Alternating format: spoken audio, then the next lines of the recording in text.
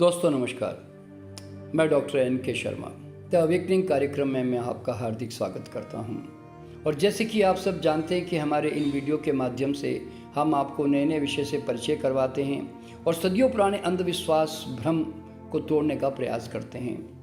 दोस्तों, आज मैं दूध के बारे में थोड़ा और विस्तार से आप लोगों को बताने जा रहा हूं कि ये कितना खतरनाक आहार है, रोग कारक आहार है और आपको बड़े बड़े महारोगों में धकेल सकता है। दोस्तों, मैं 40 साल से दूध के ऊपर काम कर रहा हूँ। मेरी मिल्क ए साइलेंट किलर जो पुस्तक है वो आज विश्व में कई भाषाओं में ट्रांसलेट हो चुकी है और इस किताब ने पूरे पोषण विज्ञान के जगत में धूम मचा दी है और ये सबसे पहले वर्ल्ड की पहली किताब थी जिसके ऊपर मैंने काम किया। दोस्तों, दूध क्यों हानिकारक है, आइए इसको थोड़ा समझने का प्रयास करते हैं। दूध बचपन का आहार है। दांत आ जाने के बाद संसार का कोई प्राणी दूध नहीं पीता सिवाय मानव के। दोस्तों, क्या वास्तव में आप नहीं देखते कि आप केवल माँ के स्तन से न चिपक कर आप गाय के स्तन से चिपक जाते हैं। संसार का प्रत्येक प्राणी अपना निर्धारित आहार खाता है। उसी तरह मानव को बचपन के बाद दूध शब्द भूलकर अपना जो निर्धारित आहार है वो उसको खाना चाहिए।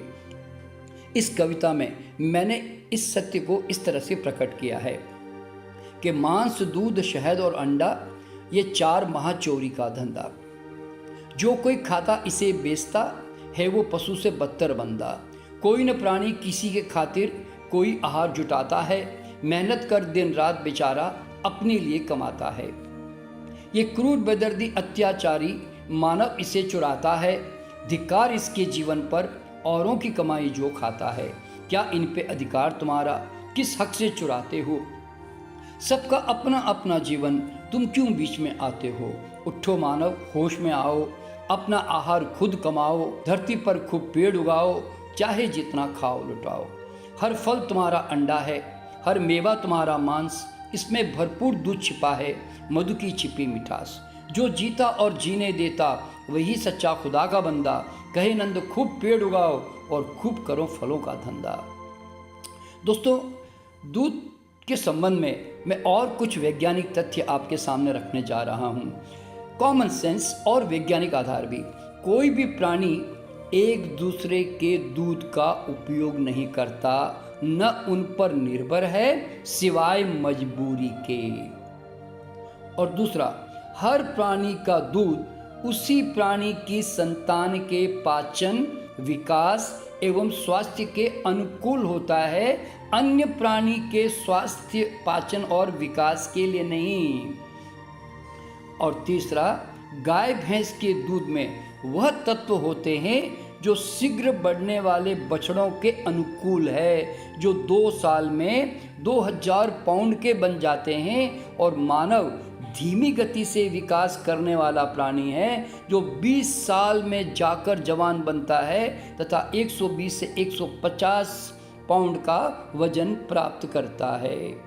क्या ये शीघ्र तेजी से बढ़ाने वाले हार्मोन हमारे धीमे विकास वाले शरीर को गंभीर रूप से अव्यवस्थित एवं असंतुलित नहीं करते?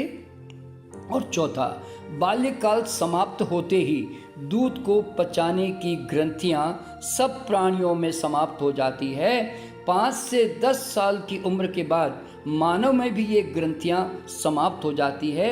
इसी कारण दूध का लैक्टोज प्रोटीन अधपचा रहकर गैस और दस्त पैदा करता है। और पांचवा, बचपन बाल अवस्था में भी दूध का उपयोग बच्चों व शिशुओं के अनेक रोगों तथा असमय मृत्यु का कारण बनता है। हमारे बच्चों को ये जीवित भले ही रख लें परंतु स्वस्थ नहीं रखता। बच्चों के लिए ये अत्यंत भारी अनुपयोगी आहार है। दोस्तों, दांत न आने तक प्रकृति ने दूध की व्यवस्था की है। दांत पूरे आ जाने के बाद सभी प्राणियों के जीवन से दूध शब्द ही समाप्त हो जाता है।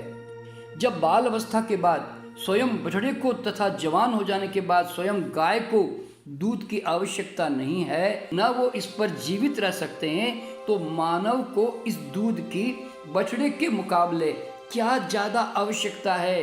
क्या यह सरासर मूर्खता नहीं है कि जब गाय के बछड़े को, जो उसकी अपनी संतान है, उसको दूध की जरूरत नहीं है, तो आपकी संतान को कहाँ से जरूरत पड़ गई? और दूध यानी ताजा, कच्चा, सीधे स्तन से मुंह में जाएं, हवा के संपर्क में आते ही दूध विकृत होने लगता है और लाखों कीटाणु पनप जाने से यह अयोग्य आहार बनने लग जाता है। उबालने से यह और बेकार हो जाता है, क्योंकि इसके लाखों मृत बैक्टीरिया इसमें ही रहते हैं। इसलिए दूध को मैं बैक्टीरिया का सूप कहना ज़्यादा उचित समझता हूँ। पास्चराइज्ड किया गया दूध एक घातक और मुर्दा आहार है। इस दूध से गाय के बछड़े भी शीघ्र रोगी होकर उम्र से पहले मर जाते हैं, अगर ये दूध गाय के बछड़े को पिलाया जाए तो। और दूध का कैल्शियम हमारे शरीर को कभी नहीं मिलता, क्योंकि हम कैल्शियम के चक्कर में दूध पीते हैं ना हमें इसकी कोई आवश्यकता है। जो अधिक दूध पीते हैं उनका उल्टे कैल्शियम का क्षय होता है और ऑस्टियोपोरोसिस नामक रोग से वो ग्रस्त हो जाते हैं, जिसमें हड्डियां कमजोर होकर मामूली झटके से भी टूट जाती है। फल, सब्जी, मेवों का भरपूर उपयोग करने वालों में कैल्शियम की कभी कमी नहीं होती। पराये दूध में मानव मस्तिष्क के लिए आवश्यक लेसिथिन नहीं होता, जो सिर्फ और सिर्फ माँ के दूध में होता है।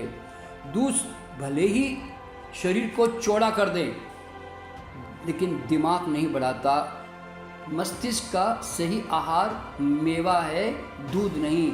आपको जानकर के हैरानी होगी कि दूध पीने वाले बच्चों का और बड़े लोगों का दिमाग का IQ सबसे लोअर लेवल पे होता है, और मेवा खाने वाले प्राणी का दिमाग ज़्यादा तेज होता है। ये तो आप सब लोग अच्छी तरह जानते हैं कि हम लोगों को दिमाग बढ़ाना होता है तो हम ये नहीं कहते कि दूध पिया कर, हम कहते हैं बादाम खाया कर।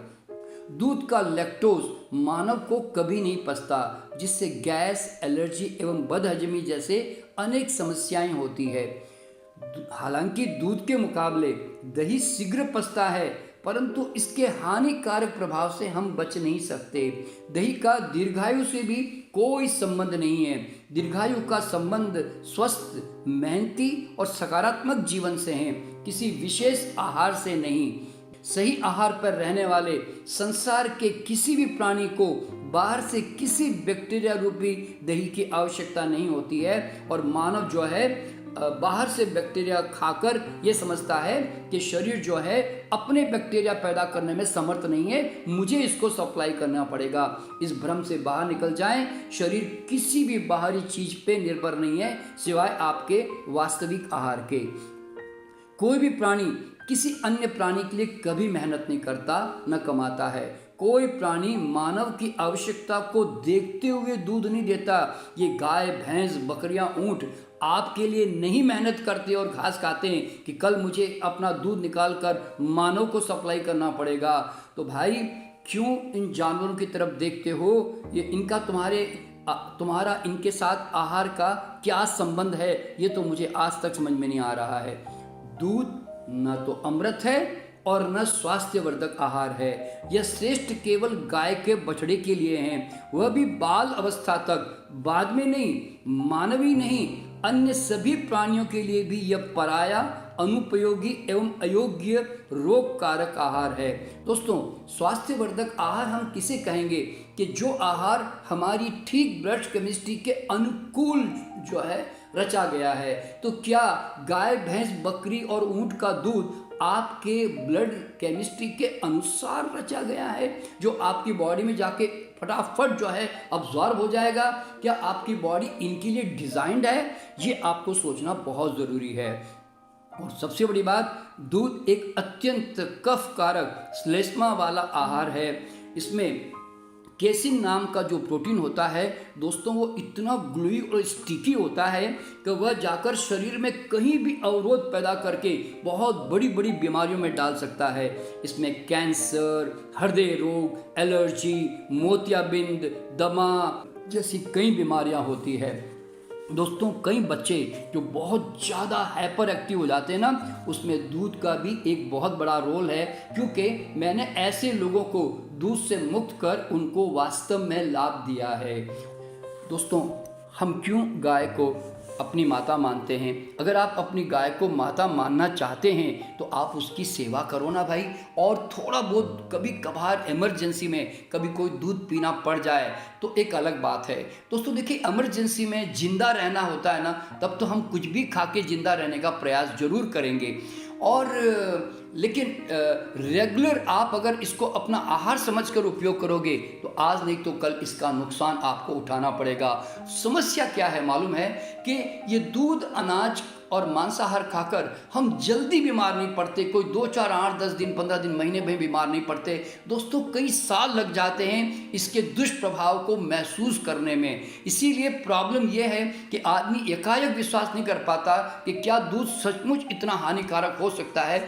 संसार का कोई प्राणी बचपन के बाद दूध का प्रयोग नहीं करता। सिर्फ मानव ऐसा प्राणी है जो जीवन भर बच्चा बना रहता है। मानव को दूध की नहीं बल्कि मेवों की आवश्यकता है। भगवान ने ऐसे आपके खाने में क्या कमी रखी भाई, जो जानवरों के पीछे भागकर जानवरों को तंग करते हो और उसके बछड़े को उसकी अपनी माँ के दूध से दूर कर देते हो। आपका असली दूध नारियल, मूंगफली, बादाम जैसी गिरियों में छुपा हुआ है। आप ये क्यों नहीं खाते? दूध वनस्पति से प्राप्त करें, जानवरों से नहीं। दूध को त्यागिए, आप अनेक रोगों से स्वयं मुक्त हो जाएंगे। यह पराया आहार है, आपका नहीं है। केवल अपना ही आहार देता, आरोग्य का पूरा फायदा। पराया आहार रोगी करता, कुदरत का सीधा कायदा। दूध अमृत है जरूर, अपनी संतान के लिए ही, दूजे के लिए तो सिर्फ ये रोग का पैगाम है। तो दोस्तों ये आपका अपना हक है। तो मैं बहुत बहुत शुभकामना देते हुए आपसे विदा लेता हूं और मैं फिर आऊँगा फिर से एक नया विषय लेकर इस विषय के बारे में चर्चा करने के लिए।